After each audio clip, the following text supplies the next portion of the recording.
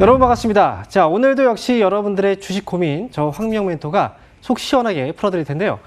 자, 그렇다면 먼저 상담에 앞서서 여러분들께서 고민이 되고 있는 또 걱정하고 있는 시장에 대한 한번 뷰 말씀을 드리고 가도록 하겠습니다. 자, 최근에 이제 8월 달에 주가가 이제 떨어졌던 시기가 있었죠. 많은 분들이 걱정을 하셨었고요.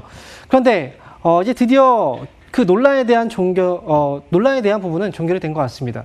하락이냐 상승이냐. 자, 지금 코스닥 시장을 보면 이미 정고점을 넘어섰기 때문에 더 이상 시장에 대한 하락 얘기는 나오지 않을 거라고 생각이 듭니다. 만약에 코스피 지수를 이제 얘기를 한다면 아직까지 코스피 지수는 정고점 자리에 안 왔는데 이렇게 얘기할 수도 있어요. 근데 지금까지 시장을 보면 지금 3월부터 해서 지금 시장이 올라왔을 때 결국은 코스닥 시장이 먼저 올라오고 그리고 나서 코스피 지수가 뒤따라서 올라오는 흐름이 나왔습니다. 그래서 코스닥 지수가 먼저 정고점을 넘어서 신고가를 경신하고 있는 과정이기 때문에 거래소 시장 역시도 따라서 올라오고 있는, 즉 지난번에 6월 달과 이제 비슷한 조정이다라고 얘기를 했었죠. 6월 달과 상당히 닮아 있는 그런 조정으로 지금 현재 시장은 다시 마무리가 되고 있는 것 같습니다. 자, 제가요 과거에 이제 여러분들께 이런 얘기를 해드렸던 적이 있어요. 지금 뭐 주식 투자를 이제 부동산 시장과 비교를 해서 여러분들께 설명을 해드렸던 적이 있었죠. 우리가 이제 아파트를 구입을 할 때 여러 가지 조건들을 따져보지만 사실 우리가 주식 투자를 할 때는 그런 조건들을 다 따져보지 않고 산다. 이런 얘기를 해드렸던 적이 있었습니다. 아마 기억이 나시는 분들이 있을 겁니다. 오늘도 역시 부동산과 관련돼서 한번 여러분들께 말씀을 한번 드리고 싶어요. 5년 정도 전의 얘기였습니다. 저한테 이제 2명의 이제 지인분이 있었는데, 사실 5년 전쯤에 주변에서 이제 결혼하신 분들이 상당히 많았었어요. 근데 그 두 분 같은 경우에도 이제 결혼을 앞두고 이제 집을 어떻게 장만을 해야 될지에 대한 고민을 많이 했었습니다. 그래서 집을 과연 사야 되는 것인가, 아니면 전세로 가야 되는 것인가. 두 이제 지인이 고민을 하면서 이제 주변 사람들도 역시 조언을 많이 해줬었죠. 항상 주식시장만큼이나 거품에 대한 논란이 많았던 건 부동산 시장입니다. 그 5년 전에도 부동산 가격 많이 올라갔다. 주변에서도 역시 그런 얘기들을 했었고, 그 다음에 뉴스에서도 역시 그런 얘기들을 많이 했었습니다. 그러니까 주변 지인분들도 이제 얘기를 했던 거죠. 지금 가격 많이 올라갔으니까 분명히 나중에 좋은 기회가 있을 거야. 그러니까 지금은 기다렸다가 나중에 쌀 때 사. 지금 무리하게 지금 집을 사면 안 돼라고 얘기를 했었습니다. 두 지인분은 이게 고민을 많이 했었죠. 그러다가 한 지인이 한 3억 정도의 대출을 받았어요. 그래서 서울에 5억짜리 아파트를 구매를 했습니다. 그 당시에. 그리고 이제 또 다른 한 지인은 주변에서 이제 하도 그렇게 얘기를 하니까, 지금은 살 때가 아니구나. 나중에, 지금 무리하지 말고 나중에 한번 보자. 그래서 다른 지인분은 이제 전세를 사게 됐죠. 근데 5년이 지났어요. 최근에 이제 들려오는 얘기가 있었는데, 두 지인은 지금 동일한 고민을 하고 있습니다. 돈에 대한 고민을 하고 있는데, 첫 번째 지인분은 세금에 대한 고민을 하고 있어요. 그때 당시에 5억짜리 집을 샀는데 지금은 10억이 넘어갔습니다. 그리고 또 그 당시에 전세를 샀던 지인분도 돈 걱정을 하고 있어요. 그 걱정은 뭐냐면 전세값을 올려달라고 하는데 어떻게 해야 되는지, 이거에 대한 고민을 하고 있다라는 거죠. 사실 우리는요, 항상 이제 본인보다 또 안 좋은 상황에 대해서 항상 보고 그걸 보고서 이제 희열을 느끼고 또는 그걸 보고서 안도를 하는 경우들이 있어요. 사실 그 표현을 보면 이제 뭐 정신승리라는 표현을 또 하죠. 그런 것처럼 지금 같은 경우에도 이제 시장은 여러분들도 아시다시피 3월부터 얼마나 많이 올라왔습니까? 그리고 3월 이 저점은요, 사실 11년 만에 찾아온 저점이거든요. 정말 큰 기회였던 거예요. 근데 지금 보면 이제 많은 분들이 전화 주시고, 그러면 이제 고점에서 종목을 물려서 어떻게 합니까? 손실이 났어요. 이런 고민들을 많이 합니다. 그래서 그걸 보고서, 지금 나뿐이 아니라 다른 사람들, 지금 주식하는 사람들 다 손해봤어. 이렇게 얘기를 하고, 나는 다행이야. 라고 생각하시는 분들이 많아요. 근데 사실 제 주변에서 이제 이런 얘기들을 하시는 분들이 상당히 많거든요. 이번에 이제 코로나19 때문에 정말 힘들었잖아요. 근데 이 정말 힘든 상황에서도 주식 때문에 경제적인 상황은 더 나아졌다라고 얘기하시는 분들이 상당히 많습니다. 우리는 비교의 대상이 누구냐? 이걸 정말 명확하게 하셔야 돼요. 나보다 안 좋은 상황에 처한 사람들을 비교 대상으로 볼 것이냐? 아니면 나보다 훨씬 더 잘하는 사람들을 비교 대상으로 볼 것이냐?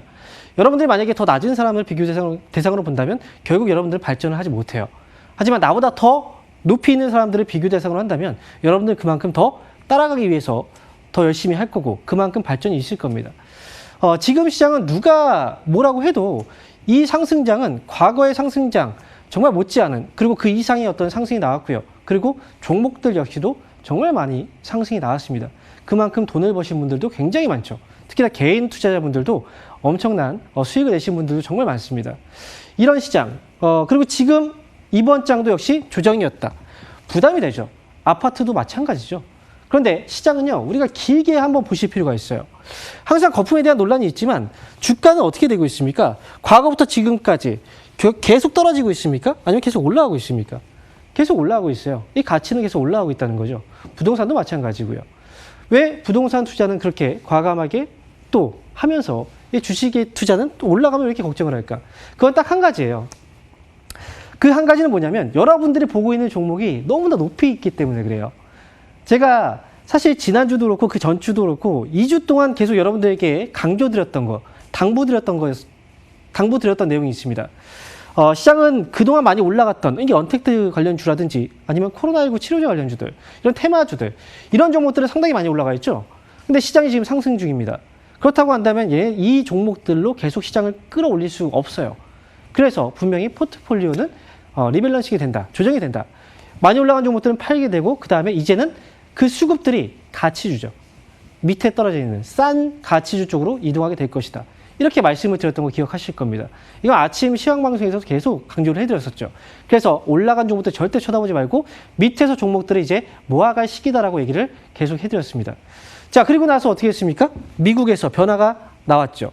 자, 미국 시장 그동안 올라왔던 거 결국 나스닥 기술주들 많이 올라왔거든요. 근데 최근에 기술주들이 빠지기 시작했어요. 그리고 어떻게 했습니까? 밑에 있었던 뭐 은행주, 그리고 여행주 이런 종목들이 움직이기 시작을 했어요. 수급이 변하고 있다는 거죠. 나스닥 시장이 하락했기 때문에 국내 증시에 대한 불안감을 가지셨던 분들, 결국은 새로운 고점, 새롭게 시장에 올라가기 위해서 많이 올라간 종목들은 부담이 되니까 팔 수밖에 없고 다른 업종, 다른 종목들로 시장을 더 끌어올려야 되기 때문에 그래서 포트는 바뀌기 시작을 한 겁니다. 이건 국내에서도 역시 마찬가지라고 보셔야 돼요. 여러분들이 지금 시장에 대한 부담을 느끼실 게 아니라 지금은 과연 어떤 종목들을 사야 될지를 고민해야 되는 시기고요. 시장은 결국은 지금 상승장이 맞으니까. 그리고 지금 올라갔던 종목들, 여러분들 뭐 카카오라든지 많이 보셨을 거예요. 그런데 최근 들어서 카카오도 주가가 조금씩 떨어지기 시작을 했죠. 물론 개별 이슈가 있긴 하지만. 그리고 네이버, 이런 종목들. 주가는 이제 또 떨어지기 시작하니까 걱정이 됩니다. 거의 대부분의 사람들이 또 위쪽에 샀다는 거죠. 그리고 LG화학 같은 종목. 자, LG화학. 그동안 많이 올라갔잖아요. 근데 지금 주가는 어떻게 되고 있습니까? 또 조정이 나오고 있어요. 그런데 사실 코로나 관련된 테마주들의 급락은 엄청 날 거예요. 여러분들 그래서 손실을 많이 보고 있는 거죠. 그리고 최근에 올라간 종목들을 보세요. 어떤 종목들이 올라갔습니까? 갑작스럽게 올라가죠. LS 같은 기업. 사실 이 기업 같은 경우에도 최근에는 반응이 별로 없었던 기업이에요. 그러니까 밑에서 그냥 흐지부지 계속 밑에서 코로나19 전 주가를 뭐 회복하지 못하고 있다가 왔다 갔다 하다가 결국은 갑작스럽게 튀어오르기 시작합니다. 이렇게 올라가죠. 자, 그리고 그 외에 어제 같은 경우에 화학주들이 급등이 나왔습니다. 이런 것처럼 지금 여러분들이 지금 해야 되는 건 주식을 떠나는 게 아니라 기다리는 게 아니라 지금 시장에서 과연 어떤 종목을 사야 될지를 고민하고 여러분들은 결국은 싸게 떨어져 있는 저평가되어 있는 종목들을 담아 놓는다면 지금 시장 충분히 좋은 성과를 앞으로 낼 수가 있습니다. 그래서 결국은 저는 조언을 해드릴 뿐이에요. 그동안 3월부터 시장 계속 올라간다라고 얘기를 해드렸고 그리고 지난 6월 달에도 떨어졌을 때 걱정할 필요 없다. 주식 팔면 안 된다라고 계속 얘기를 해드렸고 이번 시장에도 역시 주가 떨어졌을 때 말씀드렸죠. 역시 주식 팔 시작이 아니다. 라고 얘기를 해드렸습니다.